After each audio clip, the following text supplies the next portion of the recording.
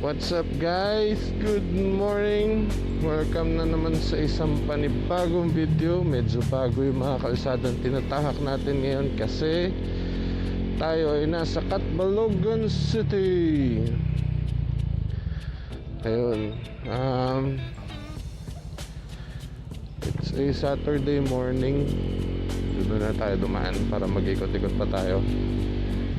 Bali, ngayon pupunta tayo ng Mapanas, Northern Samar. Yung sinasabi nilang magandang daan. Ngayon ang kasama ko si Nomar, si Mitch, si Rai at saka yung kaibigan ni Nomar na si Hana. Tatlong motor kami, lahat sila may back ride. Silang dalawa ni si Nomar at saka si Rai. Tapos ako solo tayo. So ako nasa Catbalogan, sila Nomar ay nasa nasa Tacloban. So pupunta sila sa magkikita kami halfway. Doon kami magkikita sa may Buray.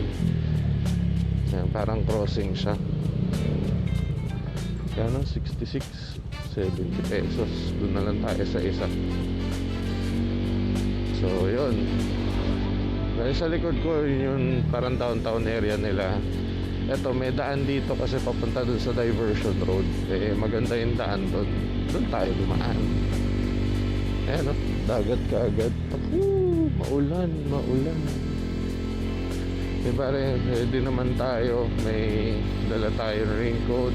Tsaka okay lang sa akin mabasa ngayon. So yun, kamusta kayo guys? Sana masarap yung tulog nyo kasi it's 5:47 AM. Nauna na ako umalis kasi ang check out time ko sa hotel is 6 o'clock. So doon na tayo sa Buray. Mga ano naman yun kasi mga 20-30 minutes away. So kaya sila Nomar mga 1 hour 30 minutes pa. So isang oras tayo para mag breakfast. Saka kung makapaghanap tayo ng mapapag-washingan, ipa-washing na rin natin kahit na alam kung uulan. Mas maganda yung malinis-linis yung motor na sinasakyan mo. Tapos pag ano nyo ng mga kaibigan nyo pag ride, sabay-sabay kayo madudumihan. Yun. Dati itong pasada na to ganito rin kaliit pero sobrang lubak. Ngayon maganda na. Ganda yung pamamalakad ng government nila dito Pero may talagang certain areas na sobrang lubak pa din. Tapos na landslide to nun Kalimutan ko na kung saan banda. Parati ako yung pumupunta dito since 2007 pagka may event kami, pagka may labas. Automatic yun na ito yung pupuntahan ko. Tayo sa gilid. Tayo pa lulusong sa baha. And tapos after nung ride na to, pag uwi sa Tacloban, papalit na tayo ng gulong. Ano ko yun, ibabalag ko. Bali, sa likod muna kasi yung harap natin medyo okay pa naman Ayan, itong area na to yung nag-landslide nun. Grabe yan nun dati. Naalala ko, nag-land trip kami ng papa ko Pagdaan namin dito talagang ganyang kataas yung lupa, pati dito sa kabila. Ito na lang tinanggal na nila. Matarik din kasi. Kita mo na yung mga linya dun sa lupa. Papacheck na rin natin yung preno natin kasi pumipito na minsan kasi sign daw yun ng na malapit-lapit na ang brake pads. So hindi ko alam kung totoo yun, pero pacheck na lang din natin. So naka 13,000 na rin naman na tayo.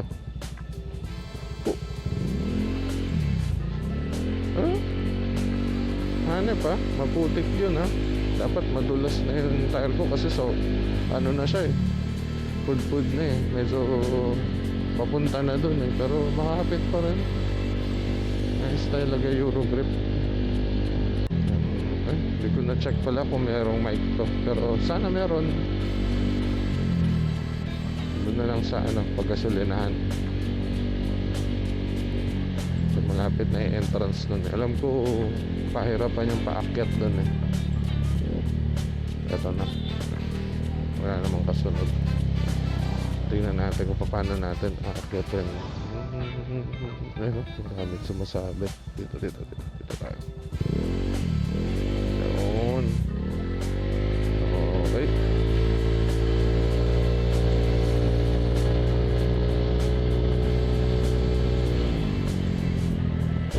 Uulan.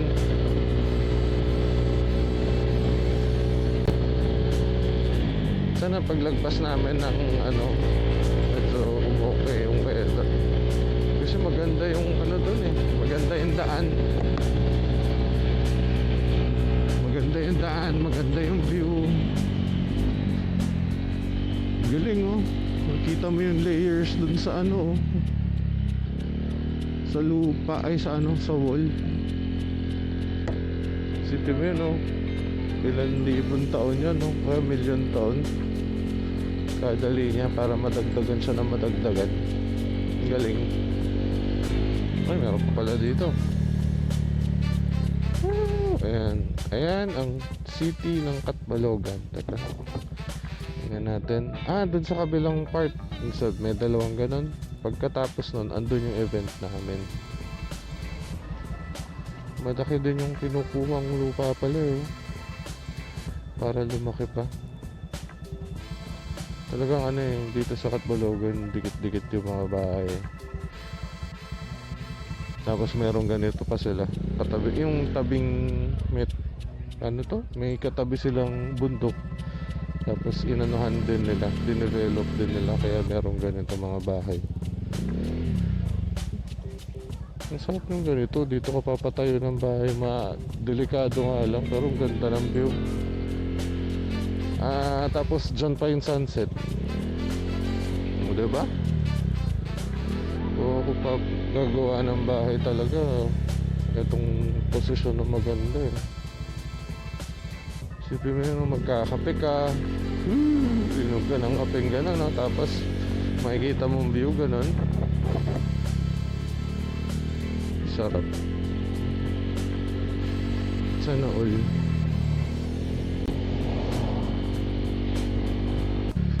Ayan, tinuturing kung rin to eh. Itong Catbalogan, parang second home.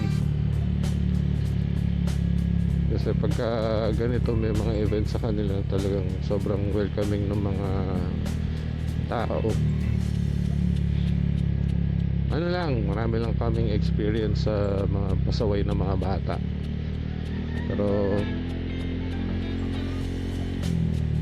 overall naman, mabait sila. Shoutout pala sa City Tourism Office ng Catbalogan City, at saka syempre sa office ng Mayor. Kasi maganda yung ginagawa ni Mayor sa city ng Catbalogan. Marami nakikita developments. Kaso dun sa provincial government yan lang. Sarap dumaan dito. Yung setting parang nasa gubat ka, tapos may daan. Diba? Ayun, mamaya yun dun sa shortcut.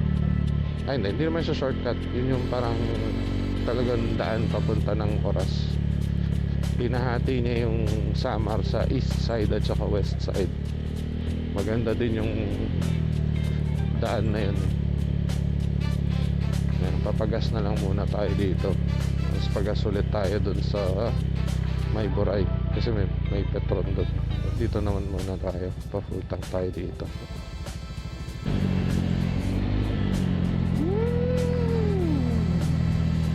Ayan, hi guys. Bali nakalagpas na tayo ng Catbalogan. So papunta na tayo sa susunod na town. Ito pababa ito eh. Kasi para makaalis ka ng Catbalogan, kailangan mo umakyat ng bundok, bumaba naman. Kasi napapaligiran siya ng bundok eh. Sa south, sa basta pa ganun, parang letter C. Ayan, pero tabing dagat siya.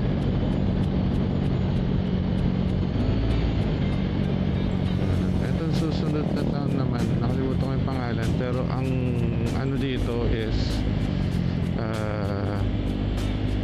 madami silang tahong. Yun yung parang pinaka maanong mabenta sa kanilang na product. Yun, Yabong. Welcome to Yabong. So nasa Yabong na tayo.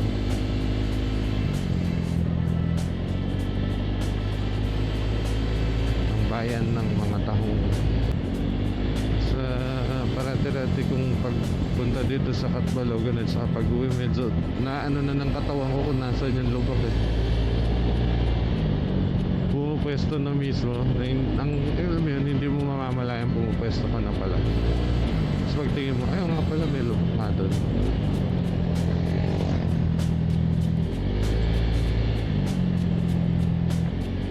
So ayan, kasi may diretso tapos yung kanan papuntang dagat, pero may taniman. Ayan, kabila ng dagat. So ito, may tubig pa din. Tapos yan, sapot-sapot yung mga ano nila tahong. Bagal tayo dito. Ayan at paninda tahong at saka yung basta may tawag sila doon yung nasa bote ng Tandoy. Hindi ko pala napansin kung meron ng 7-Eleven sa Catbalogan. Pero alam ko dito may 7-Eleven eh. Siguro wala pa nagpo-franchise doon or ginagawa pa lang. Talagang hindi ko napapansin. Kahapon kasi naghanap akong kakainan. Doon na lang ako parati sa kinakainan ko doon. Yung parang resto bar. May Hungarian doon. Sulit kasi 100 plus lang. Walang tama gawa. Sige, sabay naman natin yung truck.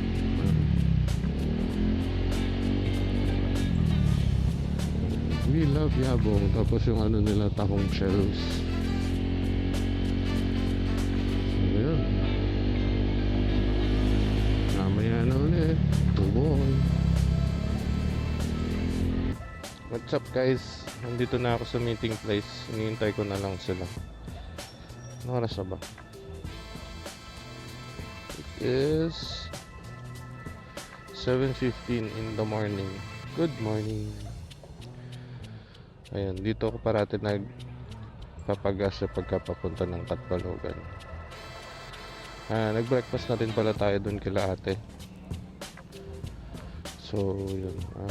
Siguro feel ko kung umalis sila ng 5:30, 6:30, siguro kakalagpas lang nila ng Calbiga. Ngayon, medyo malapit-lapit na sila papunta dito. So, yun. Hintayin na lang natin. Dito lang muna tayo sa Minong. Magsa-cellphone na lang muna ako. At balikan ko kayo pagka nandito na sila. Oh boy!